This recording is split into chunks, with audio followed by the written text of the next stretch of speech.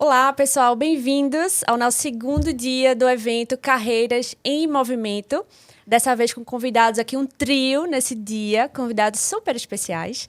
E a gente vai falar sobre os desafios legais na transformação digital. E aí tem alguns tópicos principais que a gente vai trabalhar aqui, como o impacto da tecnologia no direito, crimes cibernéticos, que é um dos temas mais falados do momento em grandes corporações, o uso de ferramentas digitais no dia a dia jurídico, direito digital e, claro, a gente também não pode esquecer que a gente vai mencionar aqui mais para o final o marco dos 5 anos da publicação da Lei Geral de Proteção de Dados. Então, a gente vai falar aqui para vários públicos aí do direito que atuam em várias áreas diferentes. E aí, para começar aqui, eu vou pedir para que os nossos queridos convidados, Manu, Cláudia e Pedro, se apresentem para a gente começar. Então, Manuela, pode se apresentar. Oi, pessoal, tudo bom? Eu sou Manuela Vasconcelos, sou sócia da Diniz Melo Vasconcelos Advogados e professora aqui da César School. Bem-vinda, Manu. Oi, pessoal, eu sou Cláudia, eu sou DPO do César, da César School, sou professora da César School e sou a Head of Legal aqui do César Org e da César School também. E Pedro? Pois bem, meu nome é Pedro Silveira, sou advogado, trabalho com direito digital, também sou diretor de inovação da ESA, que é a Escola Superior de Advocacia, o braço educacional da OAB. Maravilha. E já antecipando aqui, né, para o público que está assistindo a gente, esse trio aqui é um super trio também de coordenadores que estão à frente do nosso mais novo lançamento, que é a especialização em Direito Digital e Novas Tecnologias da César School em parceria com a ESA. Mas mais para frente a gente vai falar um pouquinho sobre essa novidade. Mas, bom, eu só queria dar um recado agora nesse início, que vocês podem enviar perguntas pelo chat. E aí, ao longo desse encontro, o nosso time vai responder as dúvidas de vocês. Então, gente, vamos lá. Para começar aqui, uma pergunta muito tranquila. Vou vir aqui com um breve contexto sobre transformação digital, né, que é o nosso principal tema. Bom, a transformação digital, a gente sabe que ele é um movimento de mudança, né, no qual a tecnologia passa a fazer parte da nossa vida, em todas as esferas da nossa vida. E no setor jurídico, o impacto da inovação tecnológica é muito presente, ainda bem. Só que aí gera alguns desafios, certo? No dia a dia, como novos tipos de crimes, riscos, melhorias, agilidade também nos processos e o uso de diferentes ferramentas. Então, dito isso, para abrir aqui a nossa conversa, eu pergunto para vocês que atuam diariamente nessa área, como é que a transformação digital tem impactado o setor jurídico e quais são os principais desafios legais que surgem com as tecnologias emergentes? Perfeito. Tem impactado severamente, Raíssa, e tem trazido desafios que são desafios difíceis e, ao mesmo tempo, interessantes para a gente enfrentar. Recentemente, acho que umas 2, 3 semanas, quem acompanhou aí, a Volkswagen lançou um comercial da Maria Rita cantando com a mãe, a Elis Regina, feita por inteligência artificial. O comercial, eu pessoalmente, Cláudia, achei a coisa mais linda, assim, achei o comercial bonito, eu gosto da música, mas daqui a pouco as pessoas começaram a falar sobre os desafios jurídicos daquilo ali. Será que a gente pode usar a imagem de uma pessoa que já faleceu fazendo uma coisa que ela nunca fez? Ou esses dias o João Gomes cantou com holograma, com uma versão em inteligência artificial do Luiz Gonzaga. Eu achei bacana também, mas alguém perguntou, será que Luiz Gonzaga gostaria de ter cantado com o João Gomes? Não é? Então são desafios que vão surgindo. A gente está falando muito de ChatGPT, inteligência artificial. Se alguém escreve, Raíssa, um livro usando o ChatGPT, de quem é a propriedade intelectual disso aí, Manu? Você que é fera na área, né? Então são desafios que muitas vezes os advogados não estão preparados para enfrentar, o Poder Judiciário não está preparado para enfrentar, e eu espero que a gente possa ajudar um pouquinho a encarar esses desafios de forma firme, de forma consistente. Muito bom. É bem isso. Na verdade, a gente está vendo um cenário que os desafios estão surgindo e a gente precisa adequar a legislação à prática. Só que todo mundo sabe, a sociedade desenvolve muito mais rápido do que a legislação. Então, nosso desafio é diário. Todo dia surgem novas situações e que a gente vai ter que correr atrás para regular. Não tem o que fazer. Sobra para a gente, nós, os advogados, corrermos atrás e entender a dinâmica e proporcionar a melhor solução para os nossos clientes. Com certeza. A sociedade é como se fosse uma locomotiva, né, onde você tem a máquina a vapor ali, que puxa, né, os seus vagões, e a legislação está nesses vagões, ela vem atrás. Né? Então, quem demanda, quem pede, quem puxa né, a mudança legislativa, normativa, etc., é a sociedade. São as mudanças culturais, as mudanças morais, as mudanças, né, dentro de todo um contexto tecnológico. Então, isso realmente vai mudando. Esses pontos trazidos por Pedro, de fato, são muito relevantes aí dentro do contexto atual em que a gente vive. Há muito mais dúvidas do que resposta. Isso, num primeiro momento, gera uma insegurança jurídica muito grande para todos os operadores, todo mundo que trabalha com o direito, né? E a gente não vai conseguir ter as respostas consolidadas num primeiro momento, porque a aplicação das leis ela se faz também de uma maneira construtiva, ela vai sendo construída a partir de decisões individualizadas, a partir de considerações, de interpretações que vão sendo tomadas a respeito de situações específicas e de aplicação de leis concretas. Então, a gente vai enxergar, né, uma mudança de paradigma com a questão de inteligência artificial, é um caso desses, que certamente vai repercutir no processo legal. Assim como, quando a gente teve toda a parte de web, internet, etc., foi um outro movimento, né, de quebra muito grande. E aí você tem questões como carros autônomos, nesse aspecto de responsabilidade, né, de quem é a responsabilidade. Então, você tem situações como essa, né, um carro autônomo que atropela alguém. De quem é a culpa, né? É de quem dirigia, é de quem fabricou, é de quem estava sentado, mas não tinha nem ninguém dirigindo, é de quem fez o software, é de quem fez o hardware. Enfim, é um conjunto de atores ali que hoje em dia não está muito específico, né? Como você vai trabalhar esse tipo de coisa. Não só isso, eu acho que a gente também pode ver como isso pode impactar mesmo a sociedade. Por exemplo, a gente falava de deepfake, né? Passou uma época que muita gente falava de deepfake o tempo todo. Só que, veja, a gente está usando a mesma inteligência artificial, o mesmo princípio para fazer como o caso de Elis Regina, o caso do Luiz Gonzaga, foi utilizado, assim dizem os especialistas, no caso de João Dória na véspera da eleição presidencial, né? Que ele foi presidencial que ele teve, o caso. Foi. Exatamente, que saiu um vídeo dele numa situação super íntima e que até hoje se prova que não era real, mas manchou e maculou a imagem dele nas vésperas do pleito eleitoral. Então, veja o poder do que é utilizar a tecnologia no dia a dia, se a gente não tiver isso regulamentado corretamente. Perfeito. E aí a gente já entra na esfera dos riscos, né? Então, acho que eles trouxeram exemplos muito bons. E aí, quando a gente vê os crimes, eles ultrapassam, obviamente, a esfera física, né? E acontecendo no digital. E aí, os crimes cibernéticos, eles são um problema crescente. E as vítimas podem ser pessoas físicas ou pessoas jurídicas. E por isso que os profissionais de cibersegurança e direito digital vêm sendo tão buscados pelas empresas. E aí, trazendo isso, na concepção de vocês, quais são as principais preocupações legais que as organizações enfrentam hoje, né? Dito a esses exemplos e outros. E o que é que pode ser feito? O que é que as empresas precisam fazer? Bom, é importante, antes de mais nada, lembrar que existem duas categorias de crimes que são cometidos no ambiente virtual.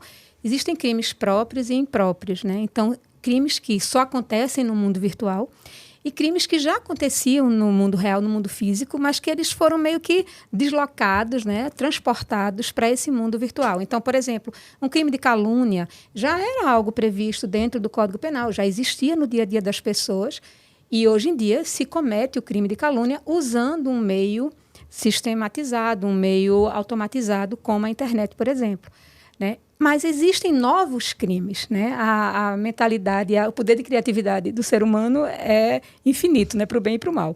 Então, existem novos crimes que hoje em dia são realizados no ambiente virtual. Então, quando você imagina, por exemplo, uma questão de invasão a dispositivos cibernéticos, né? Quando você tem questão de vazamentos, e aí você começa a ter, muitas vezes, uma coletividade, não é só nenhuma pessoa sendo lesada, mas às vezes você tem uma coletividade que é até difícil você nomear, identificar esse conjunto. Por exemplo, vocês devem ter visto, recentemente teve uma decisão no TJ, se não me falha a memória, de Minas Gerais, né, sobre uma multa a ser paga pela Meta para pessoas que tinham contas ativas no Facebook e no WhatsApp em 2018, 2019, por conta de um vazamento enorme que aconteceu, né? Então, veja que houve uma multa mais geral, voltada para a empresa por conta da postura dela, que aí vai para um fundo, né, para ser usada para a coletividade como um todo, mas existe uma previsão na sentença do juiz de primeiro grau, existe uma previsão de uma multa individualizada de até R$5.000 para quem tinha essa conta ativa. Então, são coisas que a gente nem ouvia falar, né? Assim, não existia no mundo real, no mundo físico, né? E a gente agora, como já cunhado e já usado por várias pessoas, né? Inclusive por Silvio Meira, né? A gente está no Phygital, né? Então, cada vez mais a gente tem um avatar nosso, né? O nosso duple, né? Que está lá no mundo virtual, se mexendo e, de alguma forma, sendo afetado pelo que está acontecendo nesse mundo. As empresas precisam, sim, se capacitar. A questão de cibersegurança é uma forma muito relevante, uma das principais, mas não só, porque não é só a questão da segurança, é a questão de postura, é o que você posta, né, em ambientes de redes, de mídia, etc. Então, às vezes, o que a gente diz numa mesa de bar, que mesmo que não devesse ser dito numa mesa de bar, se resolve ali.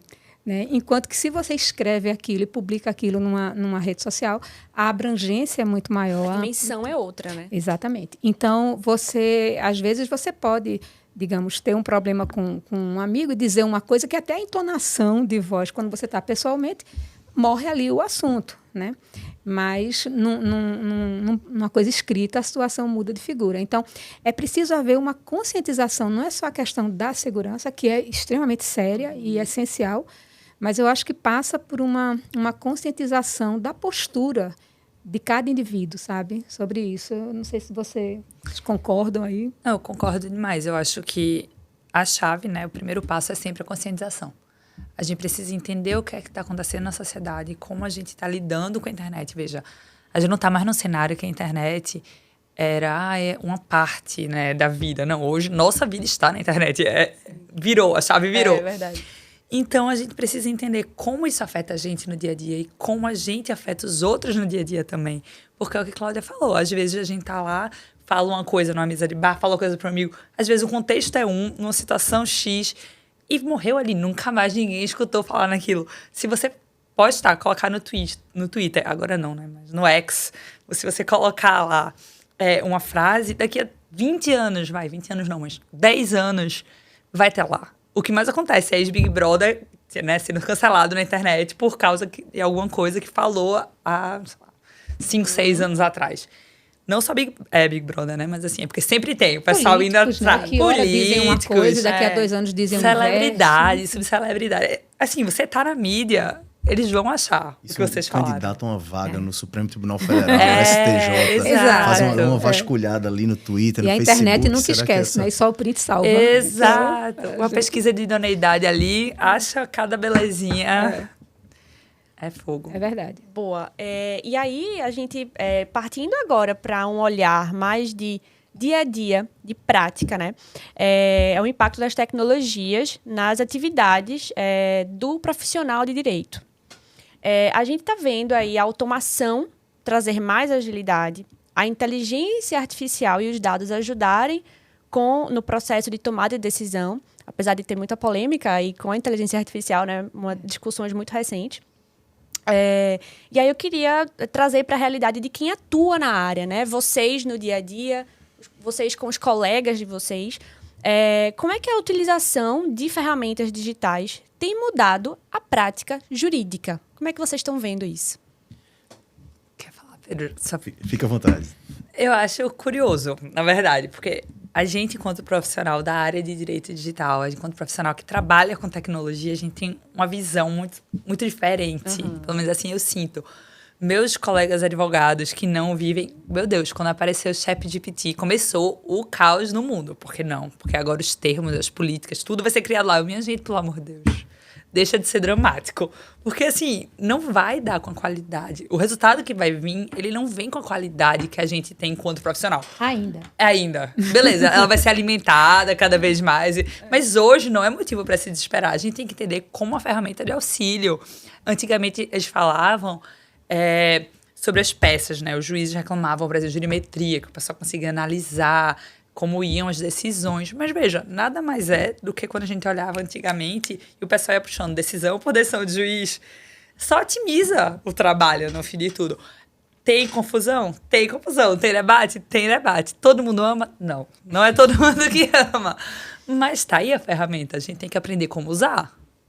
Eu acho que é um caminho sem volta, né? A gente, apesar de que eu concordo plenamente com a Manuela, que acho que os profissionais ainda acham, né, muitos deles ainda acham que não vai pegar, talvez, que haverá uma espécie de reserva de atuação, no sentido de que não existe uma questão criativa. E eu acredito sim que exista, claro. Mas as inteligências vão ser cada vez mais inteligentes, né? Então, eu acredito que é uma questão de tempo para que cada vez mais essas máquinas, essas soluções, essas plataformas vão sendo capazes de gerar respostas mais corretas, mais refinadas, de mais alto nível e com a capacidade mais rapidamente e com a capacidade até muito maior de síntese, porque, lógico, a capacidade de pesquisar, de buscar, de trazer trazer decisões análogas, etc., é muito maior do que o que um ser humano poderia ter. Então, eu acho que o profissional do direito, ele realmente tem que ser cada vez mais especializado. Ele tem que entender cada vez mais como é que isso afeta o dia a dia dele. E, às vezes, as pessoas enxergam, quem é da área jurídica, é muito comum, às vezes, ter uma visão um pouco parcial de como é que isso impacta. Então, às vezes, enxerga assim, não, mas eu não trabalho com direito, com a parte de crime cibernético, por exemplo, né? Então, eu não preciso me preocupar tanto com isso. Mas a gente percebe que isso é transversal, né? E que isso vai afetar todas as áreas. Além da questão de você trabalhar com essas ferramentas, a tecnologia que está se impondo, ela vai se impor no dia a dia em todas essas áreas. Sim. Então, quando você olhar, por exemplo, uma área de direito imobiliário, vamos supor, que é muito físico, né? É muito prédio, tijolo, cimento, né? Ela é muito, muito baseada em questões concretas, que você tem, o objeto é sempre algo concreto. E você pode ter, né, tecnologias de forma que todo o processo, digamos, de uma locação, de uma compra, de uma venda, etc., seja completamente virtual, né, com uma questão de IA dando totalmente a visão. Você não precisa nem ir no local para comprar ou para alugar, enfim. Então, você tem toda uma situação de relacionamento que foi virtualizado, né? E aí as regras talvez precisem se adequar, os contratos, a forma como você regula aquilo, porque os relacionamentos mudam, né? O contrato, ele nada mais é do que um programa que regula um relacionamento, né? Ele é um algoritmo para regular um relacionamento. Você vai me dizer, olha, eu quero regular o meu relacionamento com Pedro. E aí o meu relacionamento com Pedro eu vou comprar esse carro a Pedro vai me vender por tanto, eu vou entregar o dinheiro de tal forma, se eu não entregar tem tal multa, você vai passar as especificações. E a pessoa que opera com o direito vai escrever um programa, né, que reflita essa especificação. Então, se a relação muda de figura, se a relação é impactada em qualquer área, isso pode ser tributário, em qualquer área do direito que seja, o contrato muda, né? O programa muda. Então, a gente tem que estar atento a isso, que eu acho que o impacto é muito maior do que talvez a gente enxergue na superfície.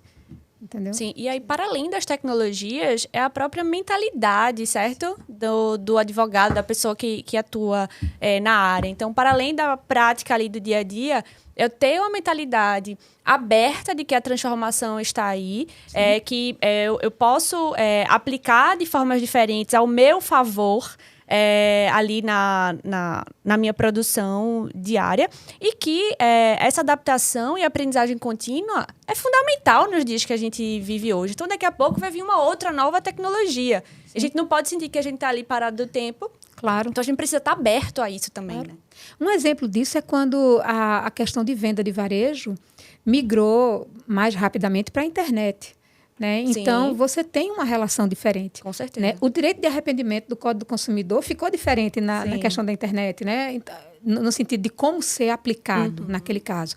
Então, só para citar um exemplo, e por aí vai. Então, de fato, é isso que você está dizendo. A gente tem que estar alerta e enxergar, né, que isso aí vai trazer talvez maior flexibilidade, mais oportunidades, mais opções, inclusive, de trabalho e de aplicação, né, inclusive do direito.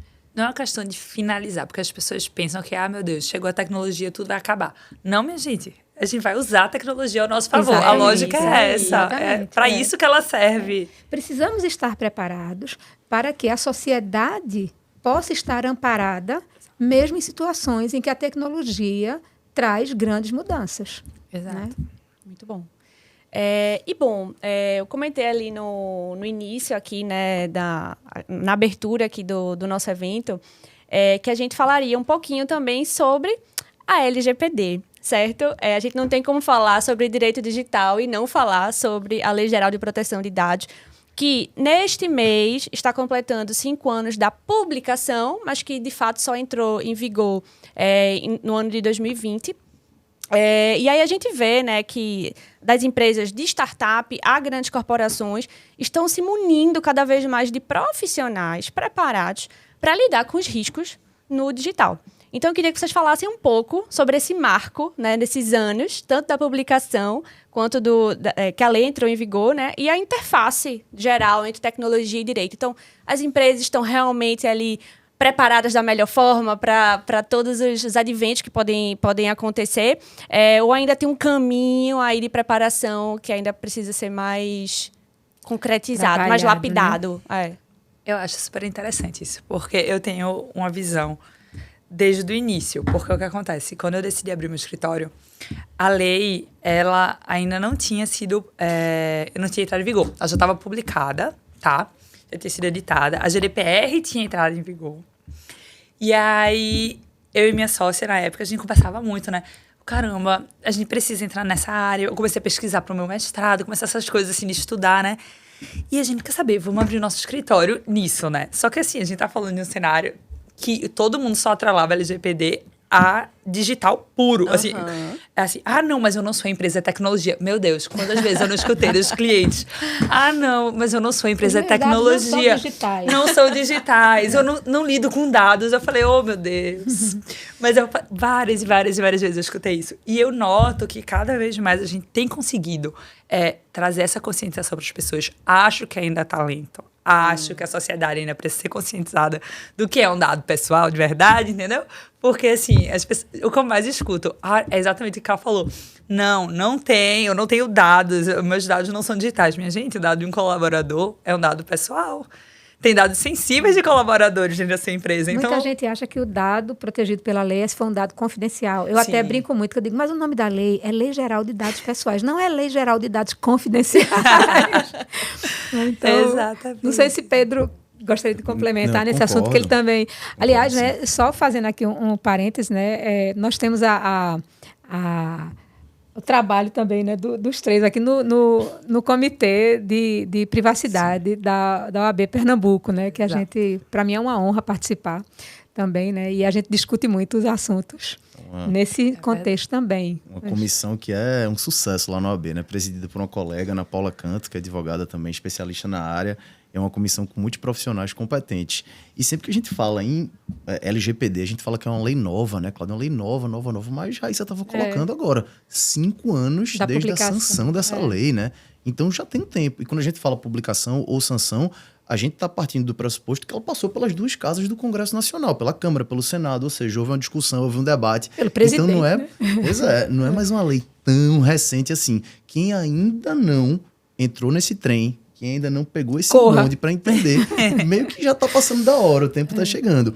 E muitas vezes, já isso, eu converso com jovens advogados ou com pessoas que querem entrar nessa área, me perguntam quais são as oportunidades dentro da área de privacidade e proteção de dados. Eu costumo ver 3 áreas aí dentro, tá? Vocês me dizem se faz sentido para vocês. Que a área de compliance é a gente fazer, de fato, a adequação de empresas, é aquela coisa mais extrajudicial, a empresa contrata o advogado, ele vai lá, entra e adequa aquela empresa aos termos da LGPD, ou chega o mais perto de adequar possível. Existe uma área, que é uma área de um contencioso judicial. Contencioso, para quem não sabe, é processo mesmo, a gente entrar na justiça, que é uma área que está começando a ganhar força. E vejo uma terceira área, que é uma área que ela vai começar agora, está começando, que é o contencioso administrativo. São aquelas demandas que acontecem dentro de um órgão chamado ANPD, que é a Autoridade Nacional de Proteção de Dados, o órgão que vai cuidar, dentro da esfera pública, dos dados pessoais. O órgão que vai estar ali para regular a lei, que vai estar ali para aplicar sanções administrativas, fiscalizar. E lá dentro vão existir processos administrativos que empresas vão ter que responder. Né? Inclusive, eu fico feliz de dizer que hoje já existe, né, Cláudia, sanção aplicada pela ANPD. Eu passei anos dizendo, nunca houve uma sanção, nunca houve uma sanção. Agora, a gente finalmente pode dizer, já existe uma sanção aplicada e a tendência é que continuem a ser aplicadas e as empresas vão precisar de defesa dentro dessa esfera administrativa. Foi uma surpresa, inclusive, que essa primeira sanção oficialmente, né, dentro do contexto da LGPD, tenha sido para uma empresa de pequeno porte. Né? Foi uma empresa que trabalha com call center, que foi penalizada, né, nessa primeira fiscalização pelo uso indevido dos dados pessoais, né, dentro da empresa. Então, foi uma coisa que surpreendeu muita gente, porque sempre se falava muito assim, mas só vão pegar os grandes, vão pegar as big techs. Né? E aí a gente vê que não é bem assim, ou não é só assim. Você achou que foi uma coisa que a NPD escolheu ali de propósito? O recado está dado? Eu acho que pode ter sido. Acho que não só, mas eu acho que sim. Acho que contribuiu para dizer, olha, todo mundo já sabe que as grandes vão ter que se adequar. Então, a gente precisa também, né, deixar claro que as de pequeno porte não estão fora disso.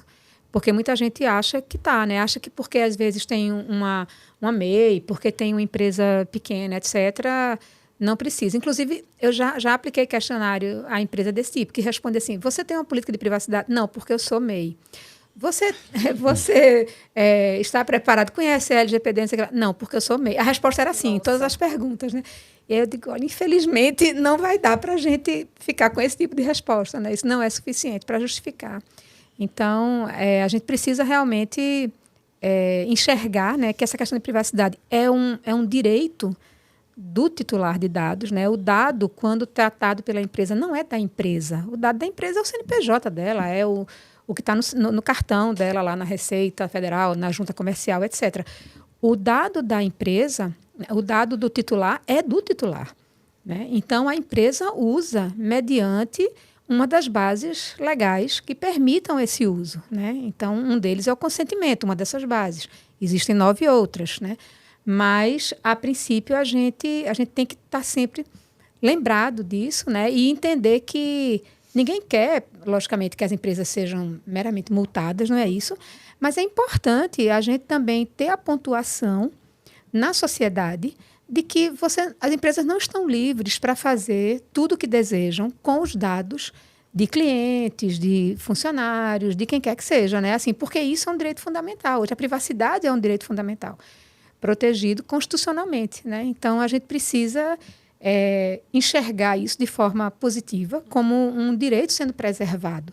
Então, eu enxergo como uma evolução da sociedade, no sentido de dizer, olha, o ser humano, né, o direito da pessoa tem que ser preservado, acima de um direito de um lucro, de uma coisa desse tipo. Então, enxergar essa preponderância, esse respeito, essa ética na relação. Então, eu vejo muito a positividade nesse aspecto, sabe? Acho até que vale mencionar que agora privacidade já era um direito, né, fundamental, e agora a proteção de dados em si é também. Inclusive, fica aí o comentário, eu estava conversando com uns amigos meus concurseiros que estavam fazendo uma prova de juiz recentemente. E uma das questões da oral foi LGPD. Eu fiquei assim, numa felicidade, vocês não estão entendendo. Vocês não estão entendendo a felicidade que eu fiquei. Porque, assim, eu passei 5 anos escutando, Manuela, não faço ideia de que tu trabalha. Trabalha com... Não, LGPD. Ah, não, Manuela trabalha em tecnologia. Eu escutei isso várias vezes. Quando caiu na prova, na oral, eu falei, agora todo mundo resolveu querer saber com que eu trabalho. Então é isso, né? Até na OAB, visão... né? Prova da OAB também mas tá caindo, tem que cair. E essa visão de achar, aquela história até que a Ana Paula diz muito, né? Que não vai pegar, acham que não vai pegar. Né? Já foi. Aí, não só no Brasil, mas a gente vê isso em outros países também. Em 2019, eu me lembro tendo uma conversa com uma empresa em Portugal e ele dizia, não, a gente não está se adequando não, porque isso era GDPR, lá que já estava em vigor desde 2018. Né? Então, não, a gente não está preocupado não, porque a gente é uma empresa pequena, não vai afetar, só vão afetar as grandes, etc. Então, essa visão está caindo por terra, né? E está se vendo. O que como eu disse, eu considero muito positivo, porque eu acho que é uma evolução da sociedade, independentemente da questão de multa, etc. Eu acho que isso ele reflete, né, uma evolução nos relacionamentos, no respeito e na ética. Então, que é o que eu acho que é mais legal. Perfeito, gente. E aí, pensando aqui, né, no nosso público, a gente falou um pouquinho sobre riscos, falamos de forma ampla sobre os impactos da transformação digital, novas tecnologias, a LGPD. Eu queria que vocês falassem um pouco, né, para os advogados que estão aqui assistindo a gente, que já têm um tempo de carreira, mas estão interessados em se aprofundar em direito digital e suas tecnologias, né, fazer uma migração, aí uma mudança, ou até mesmo jovens advogados que estão aí, né, ouvindo a gente com interesse em trilhar sua carreira e dar esse passo. Como é que vocês enxergam e quais competências vocês poderiam mencionar aqui que um profissional do direito precisa desenvolver para atuar nessa era digital? Rapaz, eu acho que, independentemente de capacidades individuais, eu acho que a pessoa tem que estar aberta a mudanças. Veja, quando a gente trabalha com digital, quando a gente trabalha com tecnologia, a gente está aberta à mudança, está aberta ao novo. Não dá para se fechar. Isso acho que é a primeira parte. Mas eu acho que a pessoa, para trabalhar com o que a gente trabalha, tem que estar ciente de que a gente não pode ficar no mundinho do direito. Na bolha do direito. Porque a gente, pelo menos eu posso falar por mim, eu me formei em Direito na Federal sem ter escutado falar em proteção de dados, certo? Sem ter tido uma cadeira de proteção de dados, uma cadeira de propriedade intelectual. E assim, a gente está falando na faculdade maior nome do Estado. E simplesmente não se escuta. Por quê? Porque é novo. Então, nem todo mundo está aberto ao novo, ainda mais numa universidade, né, tradicional, como a Federal. Nada contra meus professores, eu gosto muito de vocês. Mas eu entendo que é difícil, é um desafio colocar uma cadeira dessas. E eu não sei se eu, novinha, né, na época da faculdade, teria essa curiosidade. Caramba, deixa eu entender aqui também o que é isso. Então, eu acho que é uma questão de conscientização cada vez mais, que é uma área que já foi vista como nova, mas ela não é mais nova. Ela já está no nosso dia a dia, né? Está no nosso cotidiano. E a gente tem que se capacitar, tem que puxar para si essa habilidade de ir atrás, de fazer uma pós-graduação, de fazer um curso de extensão. Tem no mercado opções, óbvio, tem a nossa, né? Aqui a própria divulgação. Mas é uma coisa que você pode estudar, pode começar. Começa lendo, lê as guidelines, né? Europeias, lê a própria NPD. Exatamente. Que tem várias resoluções e orientações. Exato, vê a própria NPD, abre o Marco Civil na internet, dá uma olhada na legislação. A LGPD é super clara, minha gente. É super clara, não é uma lei difícil de compreender. Óbvio que tem nuances e você vai aprofundando e o bicho vai pegando. Mas, assim, de primeiro contato, vale a pena, né? Eu acho muito mais uma questão de abrir a cabeça e procurar, e buscar. Inclusive, a nossa área é uma área muito aberta a novos advogados. Devo dizer, assim, nunca escutei um não, nenhuma porta fechada de, não vou ajudar. Muito pelo contrário. Foi uma coisa que, desde o começo, marcava, né? Eu fiz N cursos de proteção de dados na minha vida e em todos eles era sempre... Tá precisando de ajuda? Vamos. O que é? Vamos fazer uma comunidade. Tanto que hoje o pessoal de proteção de dados todos se conhece. Assim, lógico que existem bolhas, mas no macro todo mundo sabe, alguém que conhece. Isso a nível Brasil, né? Então, veja. É realmente tentar buscar essa transição, buscar essa capacitação. Mas aí eu já falei muito. Digam aí o que vocês acham. Não, eu concordo. Acho que é uma área que abre muita oportunidade, como o Pedro colocou, né, também. Tem essa oportunidade de você trabalhar tanto do ponto de vista de uma coisa preventiva junto às empresas para apoiar, né, nessa adequação, como também numa postura mais reativa, defendendo a empresa se algum problema acontece. É uma área que o profissional, é importante que ele tenha uma formação multidisciplinar, porque ele não vai encontrar as respostas só no mundo do direito, né? Como a gente está falando que a tecnologia está impactando, então ele vai precisar, por exemplo, entender de conceitos da tecnologia, até para ele saber defender o cliente ou ele entender como é que o cliente armazena dados, como é que ele guarda esses dados, onde é que eles estão, que tipo de criptografia existe. Então, tudo isso é relevante para que ele entenda o contexto do cliente e possa trabalhar de forma mais adequada, né? Então, ele vai ter que saber sobre Big Data, sobre Machine Learning, sobre inteligência artificial, sobre... IoT. Enfim, IoT, a parte de blockchain. Então, você tem uma série de tecnologias e uma série de sopas de letrinhas aí. Várias. Né? Que são necessárias, relevantes, para que essa pessoa entenda. Mesmo sem ter tido uma formação na graduação envolvendo tecnologia, ele vai ter que se adequar a isso. né? Quando a gente fala de inteligência artificial, já tem locais regulando isso, né? A Comunidade Europeia já tem uma regulação, foi a pioneira, aí lançou há pouco tempo, há um mês e pouco, uma regulação nesse sentido, né? O Brasil já tem um projeto de lei. Está caminhando, inclusive, aí Bruno Bioni, que era um dos professores chaves do Data Privacy, estava justamente fazendo esse chamado para as pessoas se debruçarem sobre o assunto aqui no Brasil, porque a gente tem chance de sair na frente nisso. E aí, dentro do projeto de lei, por exemplo, uma coisa que é muito colocada no projeto é que eles estão falando muito em ter uma análise do nível de risco das IAs. Certo? Então, você vai classificar, por exemplo, a IA. Né? Então, vai ter IA que tem risco nulo, IA que tem um risco altíssimo e por aí vai. E a depender desse nível de risco, eles vão dizer, essa daqui está banida, essa daqui vai poder ser usada de forma livre, completa, essa daqui assim, assada. Então, vai ter uma gradação e orientações para cada categoria dessas, que foi o que a União Europeia fez na lei que foi colocada lá. Então, veja, como é que você trabalha nisso se você não entende os impactos que a IA traz?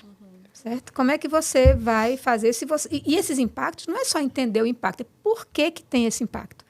Então, tem esse impacto porque, do ponto de vista da tecnologia, ela está pegando um dado de forma assim assado e está fazendo isso ou aquilo, entendeu? Ela está armazenando de uma forma, né, no Brasil ou no exterior. Ela está, então, transversalmente, você vai ter que entender de conceitos de tecnologia. Em acréscimo, Cláudia, o profissional que ele já trabalha com áreas mais tradicionais do direito, imagina uma pessoa que é especialista em direito empresarial, Manu, trabalha com societário. A pessoa trabalha com isso há anos, mas a partir do momento em que ele atende, por exemplo, uma startup, o negócio muda. Porque a mecânica da empresa é diferente, por conta disso traz desafios jurídicos que são diferentes. Então esse profissional tem que ir na parte que Cláudia estava mencionando, que é ter uma visão multidisciplinar. Ele vai ter que olhar para fora para ver como é que se faz nos Estados Unidos, como se faz no Vale do Silício. Até porque é tudo muito novo, né, Pedro? Então, às vezes, você não tem a resposta no Brasil. Exato. Então, você precisa pegar o que tem em outro local e dizer assim, olha, no Brasil não existe nada a esse respeito, mas na Europa está sendo feito assim. Então, se a gente fizer de forma análoga, você pode ter algum risco, mas a gente está mitigado porque a gente consegue, o risco está mitigado porque a gente consegue, pelo menos, justificar que em outros locais já é dessa forma. A tendência é que o Brasil poderá considerar essa forma, ou uma forma análoga, etc. Entendeu? Então, tem que realmente, né, usar esse conhecimento todo de forma complementar. Não, muito bom, gente. Eu não sei para vocês que estão acompanhando a gente aqui de casa, mas... Mande pergunta. Mas para mim está sendo uma aula, assim, muito legal, tudo que vocês estão trazendo, essa complementação aqui. E aí a gente está chegando ao fim, certo, do nosso encontro. E não tem como a gente finalizar sem a gente contar um pouquinho mais sobre o nosso novo curso, né? Nossa especialização em Direito Digital e Novas Tecnologias, que nossos convidados aqui são coordenadores.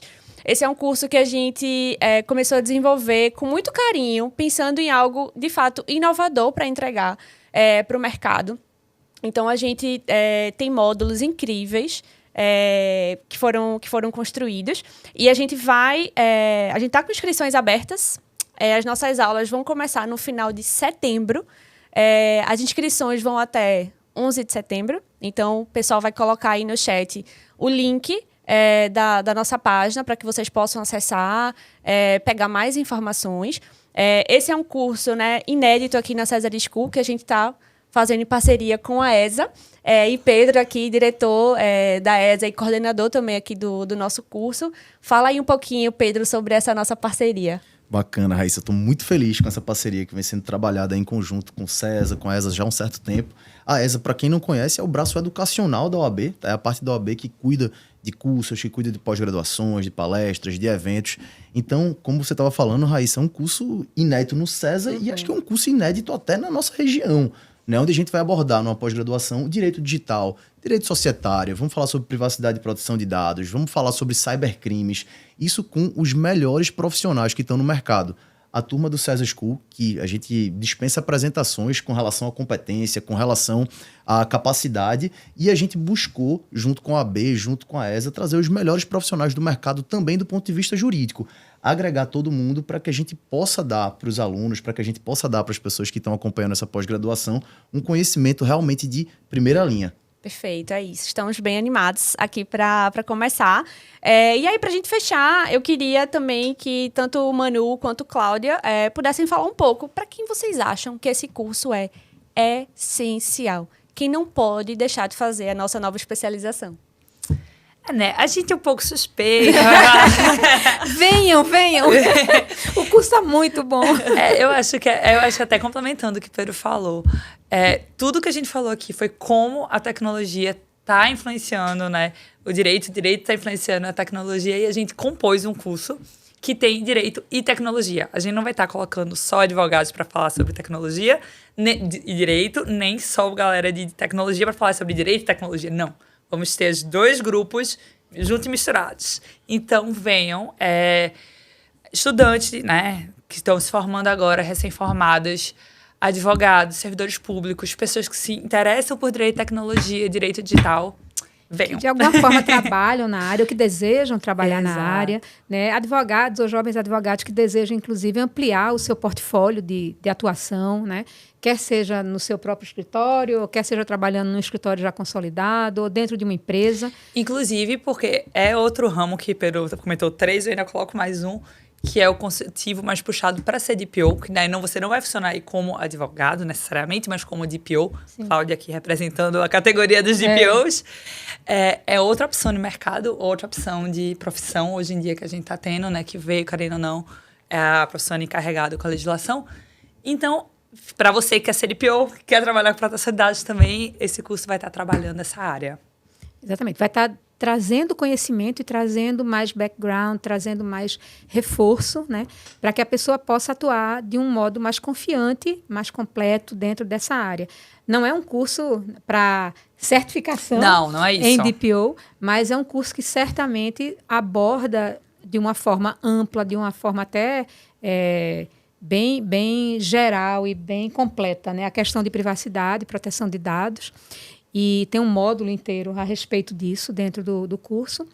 E a ideia é que eu, particularmente, acredito que é um curso que só traz a agregar. Eu gostaria muito de ter tido um curso desse. Muito. Quando eu comecei a atuar lá em 2018, nessa área de privacidade. Então, eu realmente recomendaria para todos, né, que só queiram conhecer sobre a área ou que queiram também trabalhar na área.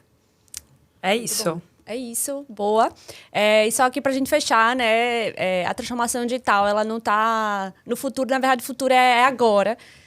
Então, o lugar para que vocês possam realmente passar por essa transformação, por essa grande atualização, é aqui na Cesar School. O nosso time, em todos os canais, gente, no nosso site, nas redes sociais, está à disposição para poder tirar dúvidas também sobre o programa, assim também como nossos coordenadores, que vão adorar também trocar uma ideia aí sobre como vai funcionar esse curso. Então é isso, ficamos por aqui. Agradeço demais a participação de vocês três. Foi ótimo aqui o nosso papo e até mais para o nosso próximo encontro. Muito obrigada. Beijo. Obrigada. Tchau, tchau. Tchau.